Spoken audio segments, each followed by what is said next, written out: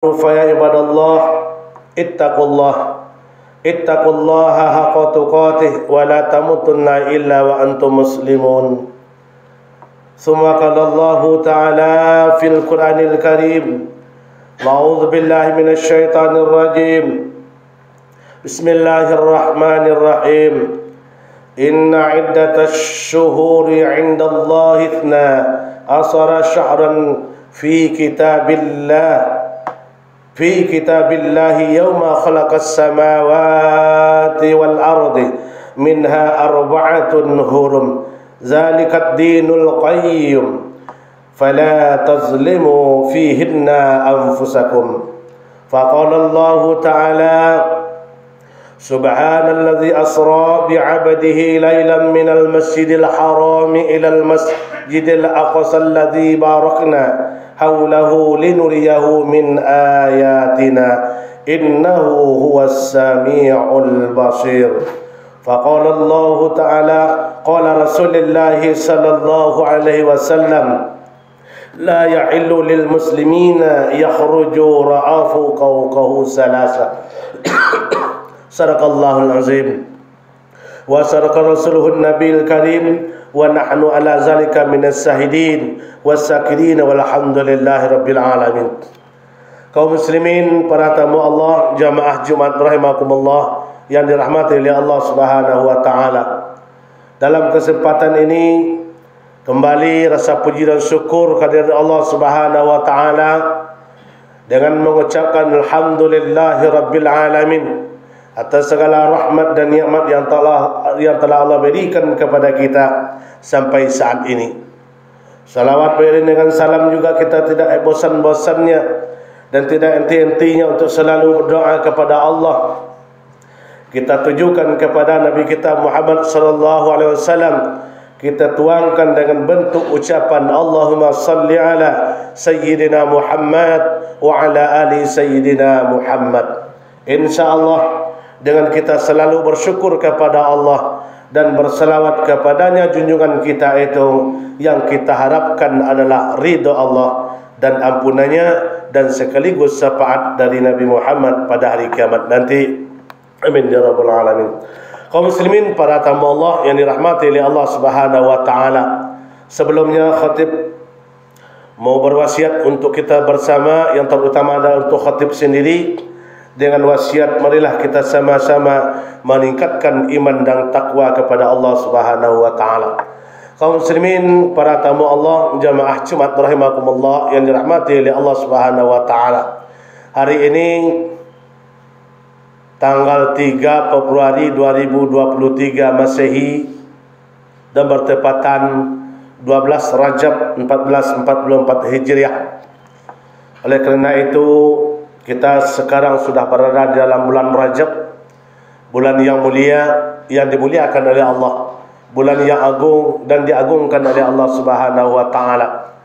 Dan juga terdapat dalam bulan ini perintah dari Allah Subhanahu wa taala supaya kita lebih hati-hati dalam melakukan segala tindakan dan perbuatan kita, supaya kita tidak terjerumus kepada hal yang zalim, menzalimi diri sendiri dan menzalimi orang lain, apalagi termasuk menzalimi Allah Subhanahu wa taala. Kaum muslimin yang berbahagia dirahmati oleh Allah Subhanahu wa taala. Dalam bulan ini, bulan mulia, dimuliakan oleh Allah. Kenapa bulan ini dimuliakan oleh Allah? Adalah karena Allah telah berhasil memperjalankan seorang manusia mulia, yaitu Nabi Muhammad sallallahu alaihi wasallam pada bulan ini. Berangkat dari Mekah, yaitu Masjidil Haram, untuk menuju Palestina, Masjidil Aqsa, dan diteruskan yaitu menuju kehadirat Allah Subhanahu wa taala. Oleh kerana itu kita mengangkat temanya adalah yaitu hikmah dari bulan Rajab dan Isra Mi'raj Nabi besar Muhammad sallallahu alaihi wasallam. Kaum muslimin yang berbahagia yang dirahmati oleh Allah Subhanahu wa taala, hikmah yang perlu kita ambil dari bulan Rajab ini. Bulan Rajab bulan mulia, dimuliakan oleh Allah. Bukan hanya ulama yang memuliakan, bukan Rasul, tetapi Allah. Sebagaimana Allah katakan dalam surah At-Taubah yang telah kami bacakan tadi, ayat ke-36, Ya, hitungan bahwa sesungguhnya hitungan bulan dalam satu tahun itu kata Allah terdapat 12 bulan. Khalaqas samawati wal ardi, ketika Allah menciptakan bumi dengan langit dulu. Fi minha arba'atun hurum, terdapat di situ adalah 4 bulan yang haram. Artinya bulan yang dimuliakan oleh Allah Subhanahu wa taala. Saking Allah memuliakan bulan yang 4 ini, zaman Rasulullah saja jangankan perang, jangankan berkelahi, jangankan bermusuhan, mengangkat senjata saja dilarang oleh Allah Subhanahu wa taala. Saking mulianya bulan yang 4 ini, termasuk bulan ini adalah bulan Rajab. Zalikat dinul qayyim, itu sudah menjadi ketetapan dalam agama yang lurus. Fala tazlimu fihinna anfusakum, dan janganlah kamu berbuat zalim, kata Allah, terhadap diri kamu sendiri. Kaum muslimin yang berbahagia yang dirahmati oleh Allah Subhanahu wa taala. Bulan Rajab, bulan yang mulia, apa hikmah yang bisa kita ambil? Kita ambil ujung ayat ini tadi. Allah mengatakan, janganlah kalian berbuat zalim untuk diri kalian sendiri. Ini apa artinya? Di bulan ini kita sangat dilarang untuk berbuat zalim. Zalim terhadap orang lain, menyakiti orang lain, merusak orang lain, merusak silaturahmi, merusak hubungan dengan orang lain, dan seterusnya, berbuat zalim terhadap diri kita sendiri. Apa itu maksudnya?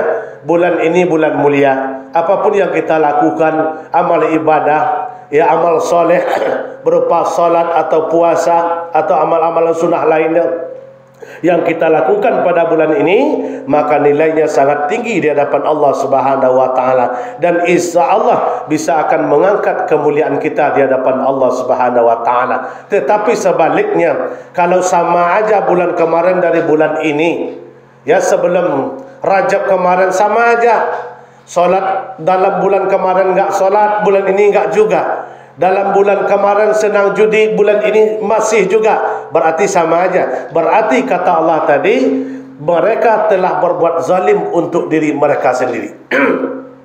Di samping mereka telah berbuat zalim untuk diri mereka sendiri, berarti mereka sudah menzalimi Allah Subhanahu wa taala. Kenapa dikatakan demikian? Karena Allah melarang keras tadi, fala tazlimu fihinna anfusakum, dan janganlah kamu berbuat zalim terhadap dirimu di bulan-bulan yang haram atau termasuk bulan ini. Kaum muslimin yang berbahagia yang dirahmati oleh Allah Subhanahu wa taala, supaya kita diangkat derajatnya oleh Allah Subhanahu wa taala dan dimuliakan oleh Allah, maka kita muliakanlah bulan ini, yaitu bulan Rajab. Bagaimana cara memuliakannya? Kalau sebelum bulan Rajab kemarin mungkin sibuk karena dunia, mungkin tidak ada waktu untuk ibadah, mari kita sempatkan waktu untuk ibadah. Kalau belum mampu untuk amalan yang sunnah, mari kita utamakan amalan-amalan yang wajib. Insya Allah kita akan dimuliakan sama dengan bulan ini oleh Allah Subhanahu wa taala. Kaum muslimin yang berbahagia, itu hikmah sedikit yang bisa kita ambil dalam bulan Rajab ini, ya, bulan yang mulia, bulan yang diharamkan oleh Allah untuk saling bermusuhan. Kalau seandainya sebelum bulan ini kemarin kita ada memutus silaturahim dengan orang lain, ada bermusuhan dengan orang lain, mari kita benahi, mari kita sambung lagi silaturahmi kita di bulan yang mulia ini. Jangan kita teruskan, kita tingkatkan malahan secara silaturahmi kita dengan siapa saja. Jangan pandang bulu, jangan memandang ini kaya, ini hebat, ini pintar, ini bodoh, ini miskin. Jangan. Semuanya di depan Allah itu sama. Di bulan mulia kita jalin silaturahmi yang baik, kita tingkat amal soleh yang baik daripada bulan-bulan yang lainnya. Itu hikmah sedikit dari bulan Rajab. Terus hikmah yang perlu kita ambil sedikit dari Isra Mi'raj. Isra Mi'raj seperti ayat yang telah dicantumkan oleh Allah dalam Al-Quran surah Bani Israel tadi. Kaum muslimin yang berbahagia, kita selaku umat beragama Islam wajib hukumnya untuk mengimani dan percaya kepada Isra Mi'raj tersebut. Apabila kita tidak percaya dengan Isra Mi'raj, maka kita keluar dari agama Islam. Kenapa dikatakan demikian? Abu Jahal, Abu Lahab, Abu Sufyan, Abu Qatadah, yang 4 orang ini pakar kafir semasa itu. Sepulangnya Rasulullah dari Isra Mi'raj paginya, nyampe di Mekah, Orang pertama sekali diceritakan perjalanannya oleh Rasulullah adalah kepada Abu Jahal. Tetapi sebenarnya hatinya Abu Jahal itu menerima sebenarnya. Tapi kena saking sakit hatinya kepada Nabi Muhammad, sehingga dia tolak kebenaran, yaitu Isra Mi'raj tersebut. Maka mereka menjadi laknatullah, menjadi kafir sampai meninggalnya, karena mereka sudah menolak kebenaran yang dibawa oleh Rasulullah SAW. Maka siapa saja yang tidak menerima keberadaannya Isra Mi'raj, yang tidak mengimani perjalanan Isra Mi'raj Rasulullah SAW, mereka bukanlah Islam. Siapa manusia yang pertama sekali yang menyatakan, yang menerima perjalanan Rasulullah tersebut, mendapat gelar langsung sekali, yaitu As-Siddiq, yaitu salah satu seorang sahabat yang bernama Abu Bakar As-Siddiq. Setelah Abu Jahal yang empat ini mendatangi Rasulullah, mendatangi Abu Bakar, maka Abu Bakar menyatakan sikapnya bahwa dia menerima sepenuhnya, yaitu cerita, walaupun dia belum bercerita dengan Rasulullah, hanya mendengar cerita dari Abu Jahal dan Abu Lahab saja. Kata Abu Bakar menjawabnya, kalau seandainya, kalau memang itu Rasulullah atau Muhammad yang bercerita dengan kalian, dengan engkau, ya, sebelum saya bercerita dengan dia, kalau seandainya dia bercerita dengan saya, saking saya percayanya kepada Muhammad, seandainya ada tembok di depan saya, katanya warnanya hijau, lalu Muhammad mengatakan hitam, maka aku ikuti apa yang dibicarakan oleh Muhammad tersebut. Maka habis bahanlah Abu Jahal dan Abu Lahab ketika itu. Tidak bisa lagi. Orang yang dia segani, dia berharap terpengaruh, tetapi Abu Bakar tidak terpengaruh. Kenapa Abu Bakar bisa langsung menerima? Karena Abu Bakar menerima dengan iman, tetapi Abu Jahal dan Abu Lahab menerima pakai akal. Kalau perjalanan Isra Mi'raj jamaah diterima pakai akal, memang tidak bisa diterima pakai logika. Tapi kalau kita terima dengan akal, baru bisa kita menerima. Mana dasarnya? Dalam Quran Allah mengatakan, Bismillahirrahmanirrahim, Subhanalladzi asra bi'abadihi laylan minal masjidil haram al masjidil aqsa alladzi barakna haulahu linuriyahu min ayatina. Maha suci Allah. Ini bukan kehendak Muhammad, bukan kehendak manusia. Kalau Allah berbuat fa'alul lamajurib, Allah berbuat sekehendak hatinya. Maha suci Allah yang telah memperjalankan. Ini memperjalankan, bukan Muhammad yang berjalan, tapi diperjalankan oleh Allah Subhanahu wa taala. Maka kalau dengan iman kita terima, sudah pasti kita menerima dan beriman kepada Isra Mi'raj tersebut. Kaum muslimin yang berbahagia dirahmati oleh Allah Subhanahu wa taala. Terus, bagaimana kita menyikapi Isra Mi'raj ini? Kalau kita membaca dan mengaji, kalau kita kaji Isra Mi'raj ini dari awal jamaah, Masya Allah, sangat memakan waktu yang sangat panjang. Dari awal sebab musabab terjadinya Isra Mi'raj ini, setidak-tidaknya ada 4 masalah. Maka terjadi Isra Mi'raj. Yang pertama adalah bertengkar antara bumi dengan langit. Yang kedua, bertengkarnya 2 orang malaikat. Yang ketiga adalah karena meninggalnya istri beliau. Tidak lama setelah itu meninggalnya paman beliau, yang tempat mengadu selama ini, yang telah memperjuangkan beliau, yang membela beliau dari amukan-amukan kaum kafir semasa itu. Meninggallah orang yang beliau sayang, tempat mengadu orang 2 ini pada tahun itu juga. Maka disebut tahun itu namanya Amul Husni, yaitu tahun kesedihan bagi Rasulullah SAW. Kalau kita bilang jemaah, kalau kita hitung dari awal, 1 jam, 2 jam, 3 jam, bahkan sampai 5 jam mungkin tidak tuntas. Tetapi dalam mimbar ini waktu kita sangat terbatas. Ya, kita sekadar mengambil iktibar atau pelajarannya saja. Kalau kita hitung, ya, galaunya Nabi Muhammad, kemana berangkatnya ke rumah anaknya Fatimah, berapa lama di rumah Fatimah dicari oleh kaum kafir, yaitu Abu Jahal, Abu Lahab, Abu Sufyan, Abu Qatadah. Berangkat dari rumah anaknya kemana lagi? Ke rumah eteknya, ya, ke rumah saudara-saudari dari bapaknya, berapa lama di sana. Lalu nyampe di situ baru diambil oleh malaikat Jibril pada saat itu, ditaruh lagi oleh malaikat Jibril. Setelah itu diselamatkan oleh Hamzah dan Ja'far, dibawa tidur ke Hijr Ismail di tepi Zamzam, diambil lagi oleh Jibril. Lalu dibedah lagi dadanya, banyak ceritanya jemaah. Dibedah dada Nabi itu berapa kali, dan apa tujuannya untuk kita, dan apa tujuannya untuk Nabi. Dibelah pertama umur berapa, dibelah kedua umur berapa, sampai yang terakhir dibelah kelima umur 51, 8 bulan 13 hari. Semuanya ada iktibar dan ada pelajaran bagi kita. Setelah dibedah dada Nabi kita, apa yang dikeluarkan dari sana, yang diambil setelah dimasukkan ada 2 mangkuk, satu mangkuk ada 4 macam, satu mangkuk ada 2 macam. Apa namanya dan apanya untuk kita, dan apa pelajaran untuk kita, masih banyak sekali. Setelah dikatup lagi, di khotam punggung Nabi kita, baru berangkat dari Masjidil Haram, singgah dulu di Thaiban. Berangkat dari Thaiban, mampir dulu di Madian. Berangkat dari Madian, mampir dulu atau singgah dulu di Lembah Tursina. Berangkat dari Lembah Tursina, mampir dulu di Baitul Lahmi, ya, tempat kelahiran Nabi Isa. Ya, berangkat dari Baitul Lahmi menuju Masjid Aqsa. Disitulah Allah memperlihatkan kepada Nabi kita 17 pemandangan. Dari 17 pemandangan ini jemaah, cuma 2 yang baik, 15 buruk semua. Ini semuanya adalah berkaitan dengan kehidupan kita sehari-hari, umat yang selaku umat beragama Islam. Semuanya perjalanan Isra Mi'raj itu adalah pelajaran dan iktibar bagi kita. Sesampainya Nabi kita di Masjid Aqsa, salat 2 rakaat. Setelah itu naik lagi ke langit yang pertama, dialog Nabi dengan Nabi Adam. Naik lagi ke langit yang kedua sampai ke langit yang ke-7. Dan apa pesannya Nabi Ibrahim, dan apa cerita Nabi Musa kepada Allah ketika dilewati oleh Nabi Muhammad. Setelah itu naik lagi, Nabi kita tidak ditemani oleh Jibril. Naik lagi Nabi kita menuju Rafraf, langsung ke Mustawa, langsung lagi ke Arsi.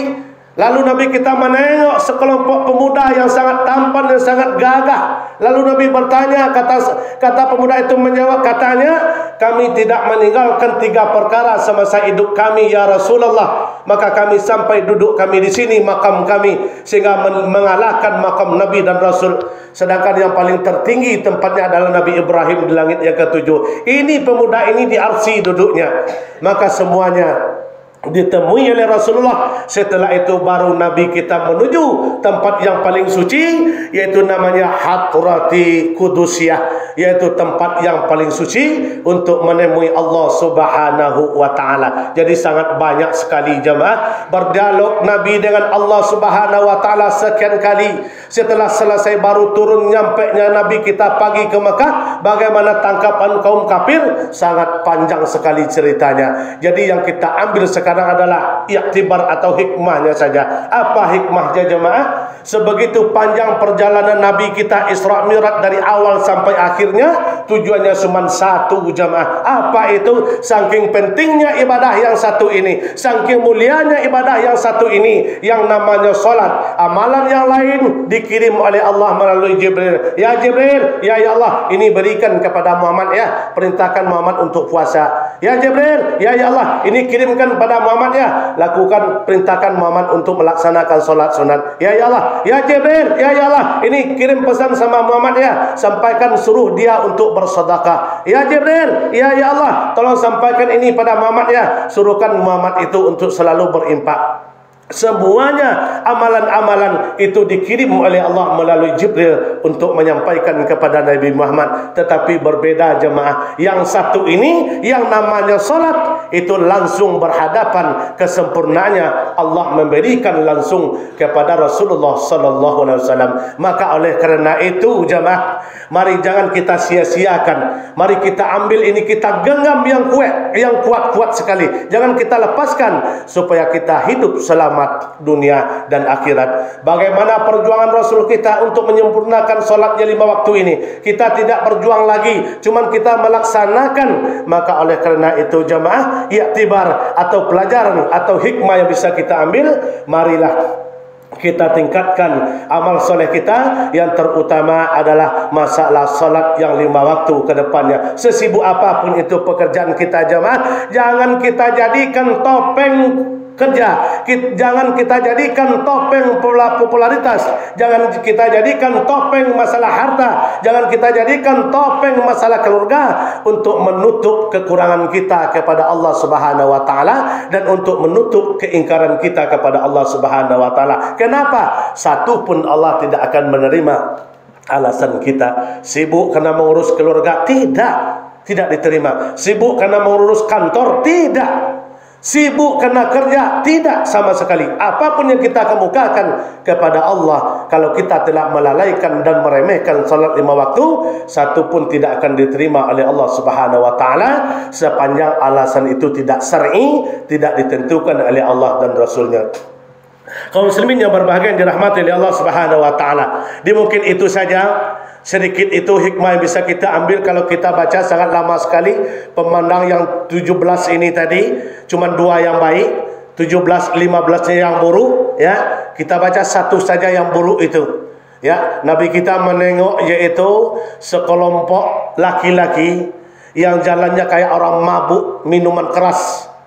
Diambilnya kayu berpotong-potong itu, ditaruh ke atas baunya, jatuh, diambil lagi, tetap jalannya kayak orang mabuk. Ditanya oleh Jibril kepada Rasulullah kepada Jibril, "Ya Jibril, man haza?"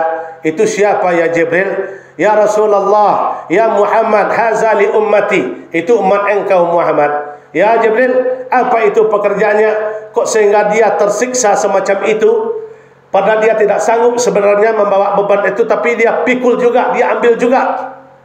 Lalu kata Jibril, li ummati Muhammad. Siapa itu Jibril? Umat saya Jibril. Katanya, li ummati Muhammad, umat engkau Muhammad, yaitu Malikul Kazzab, pemimpin-pemimpin yang pembohong, Malikul Kazzab dan Malikul Takbir, yaitu pemimpin yang pendusta, yang pembohong, dan pemimpin-pemimpin yang sombong. Ini pelajaran sebenarnya, semua yang nampak oleh Rasulullah itu menjadi pelajaran bagi kita. Kita seorang pemimpin, kalau tidak sanggup dan tidak mampu, berarti bebannya sangat berat sekali di depan Allah nanti.